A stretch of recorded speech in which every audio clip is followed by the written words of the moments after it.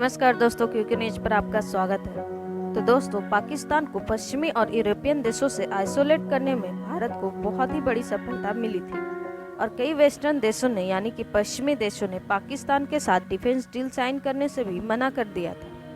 पाकिस्तान में international leaders यानी कि बाकी देशों के प्रधानमंत्री और राष्ट्रपति बिल्कुल भी विजिट नहीं कर रहे थे और न ही पाकिस्तान के प्रधानमंत्री को इनवाइट किया जा रहा था।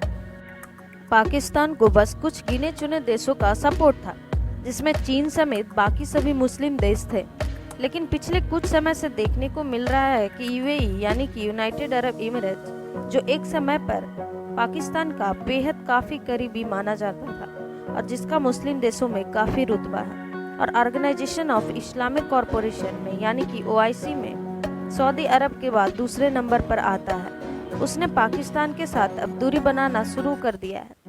तो दोस्तों, एक वो भी समय था जब यूएई कई अरब डॉलर पाकिस्तान को आसानी से दे दिया करता था, लेकिन पिछले 5 से 6 सालों में सब कुछ पलट गया है। जैसे जैसे पाकिस्तान की अर्थव्यवस्था नीचे गिरते जा रही है, पाकिस्तान में महंगाई लगातार बढ़ते जा रही है, उनके विदेशी मुद्रा भंडार खाली होते जा रहे हैं और पाकिस्तान बार बार लोन मांगने जा रहा है।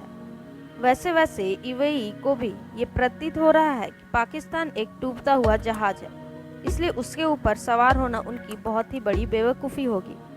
इसलिए यूएई के अब एक पॉलिसी मेकर या फिर आधिकारिक डेलीगेट्स पाकिस्तान के कश्मीर के प्रोपेगेंडा को पूरी तरह से इग्नोर करते हुए भारत के साथ अपने संबंध सुधार रहे हैं। भारत के साथ सैन्य और ट्रेड टाइज काफ़ी मजबूत करने की दिशा में काम कर रहे हैं। अब सोचिए कि यूएई ने एक मुस्लिम देश होते हुए न सिर्फ द कश्मीर फाइल फिल्म्स को अपने यहाँ पर रिलीज करके पाकिस्तान के प्रोपेगेंडा को दरकिनार किया है, बल्कि कश्मीर के अंदर हॉस्पिटैलिटी और टूरिज्म सेक्टर को वैश्विक स्तर पर ले जाने के लिए भारत की मदद भी कर रहा है। यूएई ने हाल ही में भारत के साथ फ्री ट्रेड एग्रीमेंट भी साइन किया था, जिसमें दोनों देशों के ट्रेडर्स को एक दूसरे देश का ईजी और ओपन एक्सेस मिल गया है।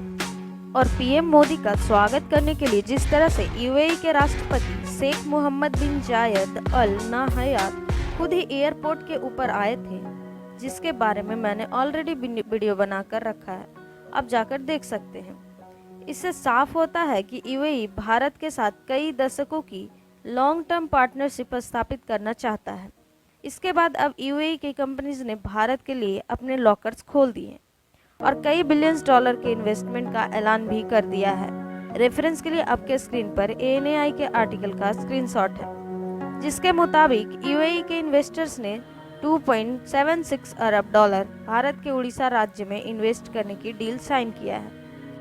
रिपोर्ट के मुताबिक यूएई भारत के एम्बेसी यानी कि दूतावास में federation of Indian chambers of commerce and industry यानी कि फीकी ने मिलकर वहां पर एक इन्वेस्टमेंट समिट का आयोजन किया था, जिसको उड़ीसा के मुख्यमंत्री नवीन पटनायक साहब ने लीड किया था। इस कार्यक्रम में यूएई के इन्वेस्टर्स को उड़ीसा राज्य में इन्वेस्ट करने के लिए इनवाइट किया गया था। आपको ये जानकर हैरानी होगी कि इस इन्वेस्टर मीटिंग को यूएई और मिडिल ईस्ट की 150 से ज़्यादा कंपनियों ने अटेंड किया था और न सिर्फ हिस्सा लिया था, बल्कि कई सारी कंपनियों ने उड़ीसा में निवेश करने का आश्वासन भी दिया।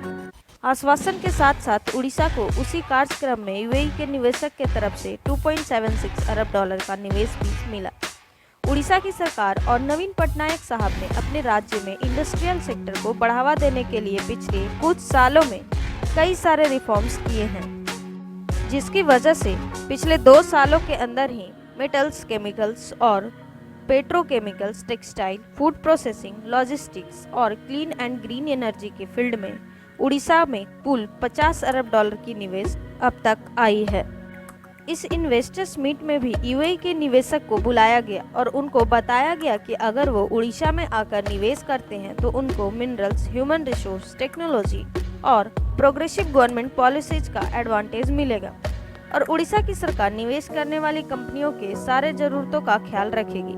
और दोस्तों, आपकी जानकारी के लिए बता दूं कि भारत की 11% वाटर रिसोर्स अकेले उड़ीसा के पास है और 480 किलोमीटर की समुद्री तट भी है, जिसके मदद से कोई भी कंपनी उड़ीसा में अपना प्रोडक्ट बनाती है तो बेहद कम समय के अंदर उसको बंदरगाह यानी कि पोर्ट तक और वहां से दूसरे देशों को एक्सपोर्ट या फिर निर्यात किया जा सकता है।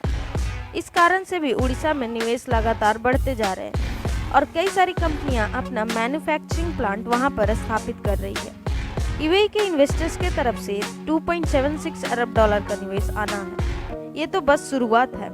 माना जा रहा है कि यूएई के काफ़ी सारे निवेशक उड़ीसा और भारत में इन्वेस्टमेंट करने के लिए तैयार है। खैर, इस बात में कोई दो राय नहीं है कि नवीन पटनायक साहब ने काफ़ी अच्छा काम किया है निवेश भारत के अंदर लाने में, और हाल ही में पीएम मोदी के गेस्चर से यूएई भी भारत में काफ़ी खुश है। तो दोस्तों, इस वीडियो में इतना ही। बाकी आपका क्या मानना है इस रिपोर्ट के बारे में, हमें कमेंट करके ज़रूर बताएं। धन्यवाद।